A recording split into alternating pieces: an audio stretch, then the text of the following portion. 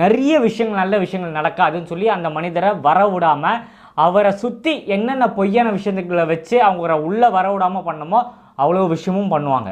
So ஆளுங்கட்சி சொல்லவா வேணும், அவங்ககிட்ட பணம் இருக்குது, அதிகாரம் இருக்குது, எல்லாமே இருக்குது. ஸோ நம்மளை மாதிரி ஒரு யங்ஸ்டர்ஸ் வரும்போது அவங்கள தடுக்கிறதுக்கும் அவங்க மேலே அவதூறு பரப்பி மக்கள் மத்தியில், அதாவது ஃபேக்கான விஷயத்தை வச்சு ஆன்லைனில் ஸ்ப்ரெட் பண்ணி, ஸோ மக்கள்லாம் மொபைல் யூஸ் பண்ணுறாங்க, பார்க்கும்போது ஓ அப்படியா இந்த நபர் இந்த மாதிரியா, ஸோ இப்படி சொல்கிறாங்க போல இருக்குன்னு சொல்லி ஒரு விஷயம், ஒரு பிம்பமே க்ரியேட் ஆகுது. அது நான் ஏன் சொல்ல காரணம் பார்த்தீங்கன்னா, பர்சனலாகவே எனக்கு ஒரு அனுபவம் இருந்தது. இந்த திமுகவை சேர்ந்த நிறைய பேர் என்ன க்ரியேட் பண்ணுறாங்கன்னா, தமிழக வெற்றி கழகமும் பிஜேபியும் கூட்டணி, இவங்க 2 பேரும் ஒரே கட்சி தான், இவங்களுக்கு மாற்றலாம் கிடையாது, நீங்கள் பிஜேபிக்கு ஓட்டு போடுறதும் ஒன்று, தமிழக வெற்றி கழகத்துக்கு ஓட்டு போகிறதும் ஒன்று, இப்படின்னு சொல்லி ஒரு விஷயத்தை ஒன்று கிரியேட் பண்ணுறாங்க. ரீசன் என்ன, தமிழக வெற்றி கழகத்தோட தலைவர் எங்கள் தலைவர் தளபதி அவர்கள் பார்த்தீங்கன்னா மாநாட்டில் ஒரு செம்மையான ஸ்டேட்மெண்ட் கொடுத்துருந்தார். நீங்கள் பார்த்துருப்பீங்க, கொள்கை ரீதியாக